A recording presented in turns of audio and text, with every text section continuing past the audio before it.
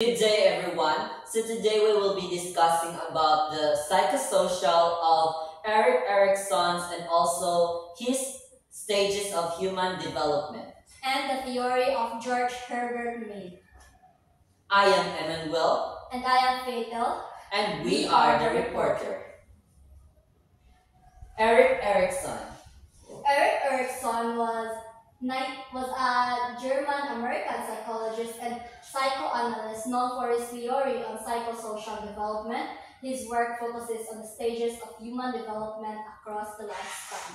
So Erik Erikson, born on July 15, 1902 at Frankfurt am Main and died on Germany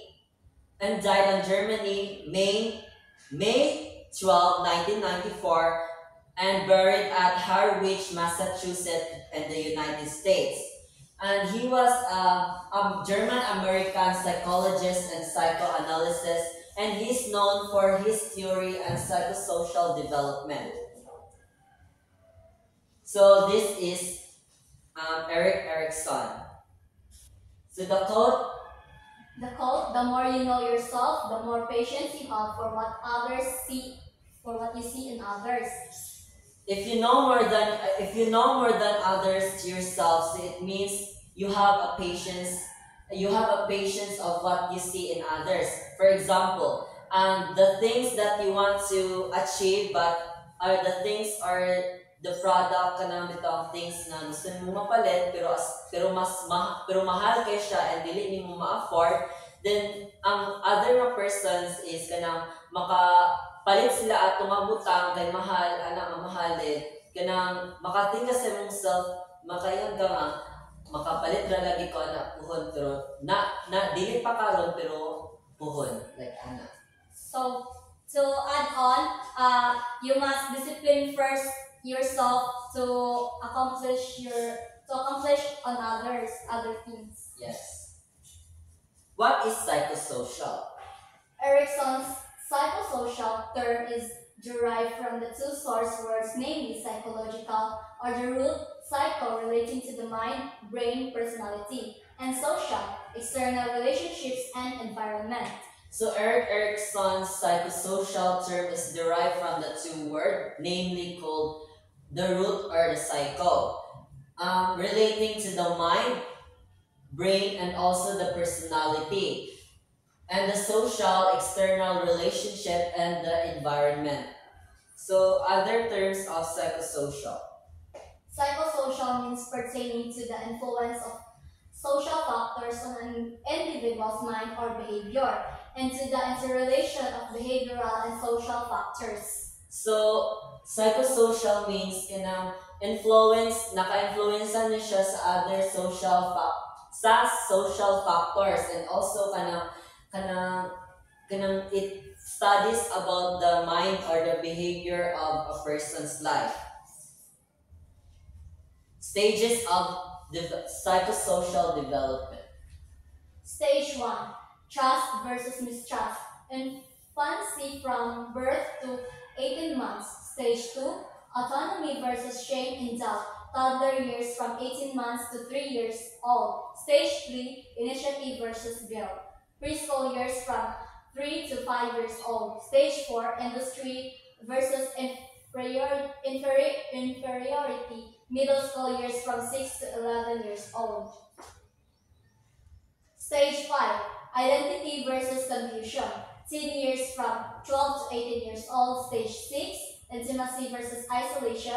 Young adult from years from 18 to 40 years old. Stage 7. Generativities versus stagnation. Middle age from 40 to 60.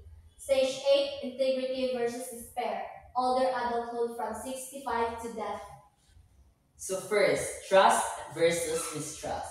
The first stage of Erikson's theory of psychosocial development occurs between birth and 1 year of age and is the most fundamental stage in life because an infant is utterly independent. Developing trust is based on dependability and quality of the child's caregivers. So trust versus mistrust is occurs between 18 months or 1 year of age. So during the first stage of psychosocial development, children develop a sense of trust when caregivers provide reliability, care, and affection. If a lack of this will lead to mistrust. So if a caregiver don't give a reliability, care, and affection to a children, then it has makalid ni siya og mistrust sa caregiver. Kanang wala siya it means wala siya salig sa caregiver, or wala siya kanang kung unsay ipakita siyang caregiver mao po'y ipakita sa usa ka children. Second, autonomy versus shame and doubt. The second stage of Erickson's theory of psychosocial development takes place during early childhood and is focused on children developing a greater sense of personal control. So children between 1 to 3 years old who struggle and who are shamed for their accidents may be left without a sense of personal control. Success during this stage of psychosocial development leads to feelings of autonomy, which means failure results in feelings of shame and doubt. So kanang wala sila kabalo sa ilang kanang buhat bitaw nga butang, then kanang makaleft na siya or makasense na siya kanang success ay makalid ni siya kanang left without a sense of kanang personal control.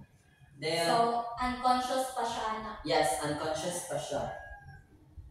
Initiative versus guilt. The third stage of psychosocial development takes place during the preschool years. At this point in psychosocial development, children begin to assert their power and control over the world through directing play and other social interactions. So so the ages between 3 to 5 years old, preschool years, during the first preschool years, when an ideal balance of individual initiative and a willingness to work with others is achieved. The ego quality known as purpose emerges. So it means nanakay power and kanang kabalo na ka mo control over kanang sa mong gibuhat diri sa kalibutan, and through directing play sa kanang interact na kaglain kanang bata. So like maka-interact kag laing social nanakay social makabuild na kag social interactions which kanang nanakay initiative ko unsay imong gusto buhaton kanang butang, or kanang conscious na ka kung unsay imong gusto buhaton or imong buhaton. Yes. So children who are successfully at this stage feel capable and able to lead others. So kanang if naa ka ani nga stages, it means successful ang stage, din nakay kanang capable ka of doing the things na kanang aron malid, kanang like gusto nimo ipahatid sa other children. Yes, kanang like successful na ka nga maka-communicate or capable na ka nga maka-interaction to others na, tapos sa failure niya. So those who fail to acquire these skills are left with a sense of guilt, self-doubt, and lack of initiative. So if wala pa ka ani nga stages, it means napakadadto sa kanang itawag og shame and doubt. Yes. Autonomy versus shame and doubt. So kung ma-fail ka ni sa pag-acquire nga kanang stage, which kanang makapasense of guilt nimo, like nanakay self-doubt, lack of initiative kay ka. So nabilin pa ka sa stage 2. Napaka sa stage 2 ana. So 4. Industry versus inferiority. The fourth psychosocial stage takes place during the early school years from approximately ages 5 to 11. Through social interactions, children begin to develop a sense of pride in their accomplishments and abilities. So at the ages of 5 to 11, successful findings of balance at this stage of psychosocial development leads to the strength known as a competence. in which children develop a belief in their abilities to handle the task they set before them. So kanang nana kay pagtuo nga able na ka nga maka-handle ana nga mga task na buhaton. Yes, to sum up, kanang ang children nga na kuan ani nga stage 4 is nanaslay kanang ability to perform a task. Children need to cope with new social and academic demands. Success leads to a sense of competence, while failure results in feelings of inferiority. So kanang ang children daw is need siya og kanang maka-cope bitaw new social kanang maka-connection, maka-cope siya new social Like interactions. mo adapt siya og new social interactions para kanang Malin siya success. which is sense of competence. Competence. If wala, if kanang ang results ani if ang failure is nag-result for siya feelings of inferiority. Yes. Stage 5, identity versus confusion. The fifth psychosocial stage takes place during the often turbulent teenage years. This stage plays an essential role in developing a sense of personal identity, which will continue to influence behavior and development for the rest of the person's life. So at the ages of 11 to 18, diri na mag-start imong kanang identity and confusion about sa imong self.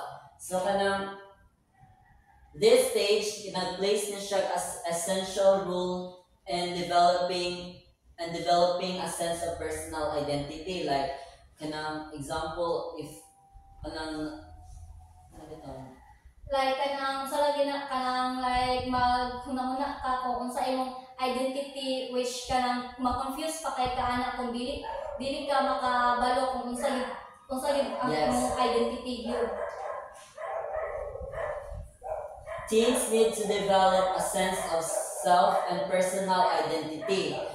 Success leads to an ability to stay true to yourself, and while failure leads to role confusion and a weak sense of self. So, as a teen, need yun siya ma-develop para maka-sense of self and personal identity. Then mag-lead ni siya successful to an ability to stay true to yourself. Like magpakatotoo kasi mo kaugalingon. Yes. para dili ka maglibog kung unsa gyud ka yun. Oh yes, unsa jud yung identity as a person. Then if kanang ma-failure ka, mag-lead ni siya as a rule of confusion and a weak sense of self. So wala kay sense kung unsa jud ka sa imong kaugalingon. Like mag-confuse pa ka. Like ana no. Yes. So stage number 6, intimacy versus isolation. Young adults need to form intimate, loving relationships with other people. Success leads to strong relationships, while failure results in loneliness and isolation. This stage covers the period of early adulthood when people are exploring personal relationships. So at this stage, successful resolution of this stage results in the virtue known as love. So dili na maghisgot about sa love. Dili na ka maka sense of love, Maka-feel o kanang love sa kanang individual. Yes. So kung maka-feel na ka maka-build, kung success ka, maka-build ka og kanang strong relationships. Pero og failure ka, mag-results ni siya in loneliness loneliness. and isolation. Yes, i-isolate mo yung kaugalingon kay sila happy sila, ikaw wala ka anak, so mura ka na Feel lonely, yes. Then this stage na covers finish the period of early adulthood when people are exploring personal relationship kanang ang usa ka tawo kanang explore siya kanang personal relationship sa other na kanang tao, and also it is marked by the ability to form lasting and meaningful relationship with other people, not just about your partner but also your friends, your peers, family. Oh yes. friends, families, and like schools or in the society Yeah. to build a relationship. Eric's belief it is vital that people develop close, committed relationships with other people. So Erickson nagtuo siya nga kanang dapat ang isa ka tawo maka-develop siya close relationship and kanang maka-commit siya relationship with other people. And those who are successful at this step will form relationship that enduring and secure. Kanang if maka-form na ka ngani nga relation maka-success ka ani, it means kanang mag-lead siya strong relationship. Meaningful, yes, na siya meaning. Meaningful relationship. Stage number 7. Adults need to create or nurture things that will outlast them. Often by having children or creating a positive change that benefits other people. Success leads to feelings of usefulness and accomplishment, while failure results in shallow involvement in the world. So number 7, the stage it talks about care. Is the virtue achieved when the stage is handled successfully, and developing a sense of unity with your life partner are important accomplish of this stage. So if kanang makakommit na kag relationship, if kanang na kay partner, kanang it means nga naka-accomplish kag relate lang naka-accomplish kag kanang anak, it is an important accomplish to you. If stable na jud kayo mong duha sa inyong strong relationship which leads you to success by having children nga kanang like magkuha na mo sa inyong future planning nyo like kanang para unsa inyong ma-accomplish anak na plano tapos like stable na gid kayo ang inyong relationship para dili mo kuan sa shallow involvement. Then watching your children's grow, then kanang ma-develop pud nila ang kanang social interactions. And number 8, stage 8, and integrity versus despair. The final psychosocial stage occurs during old age and is focused on reflecting back on life. At this point in development, people look back on the events of their lives and determine if they are happy with the life that they live or they regret the things they did or didn't do. So at this stage, at these ages, nag-edad na ni siya at 65 years old to death. So psychosocial theories allow us to gain a better understanding of ourselves, learn about the 8 stages and also of the psychosocial development that people experience from infancy to adulthood. So this stage is during old age, nag-focus ni siya about reflecting back on past. Reflecting back on your life. So kung sa imong nabuhat, like kanang sa imong katong mga goals nimo nga na-accomplish, like kanang kuan ba kanang like wala ba ka nag-regret ato or happy ba ka ato sa outcome niya.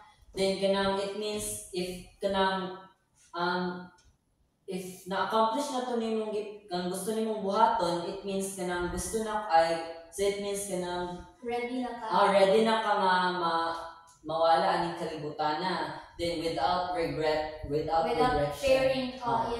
fearing the death kay happy naman ka, content na ka, satisfied na ka sa imong nabuhat. Yes. If dili siya success, failure siya, ma-fear gid ka nga kanang like magkunamana ka nga wala pa to nimo na-achieve ang imong mga pangandoy sa kinabuhi, gusto pa nimo mapangandoy niya. Kanang nag-edad na ko 65 nga gamay na lang kayo kinabuhi nimo kay wala ka kabalo nga kanang dili na gyud mo ma-accomplish, so maka-feel ka of fear nga kanang nag-regret, kanang gusto ka mag-regret ato kay wala pa nimo to nabuhat. Yes, nag-regret ka, nagkatigulang ka pero nag-regret ka sa wala nimo nabuhat na gusto nimong buhaton. Yes. Okay, at this stage, people reflect back on the events of their lives and take stock. Those who look back on a life they feel was well lived will will feel satisfied and ready to face the end of their lives with a sense of peace. So as like we said earlier, kanang if satisfied na ka sa imong nabuhat sa una, then ready na ka mo face of the end sa imong kinabuhi. Kanang with a sense of peace, kalinaw. And also kanang those who look back on and only feel regret will instead kanang makafeel ni siya fear, kanang makafeel ni siya fearful nga mawala aning kalibutan na then without accomplishing those things nga gusto nimong buhaton sa una. Yes. And why was Erickson's theory important? The theory was significant because it addressed development throughout a person's life, not just during childhood. It also stressed the importance of social interrelationship in shaping personality and growth at each point in development.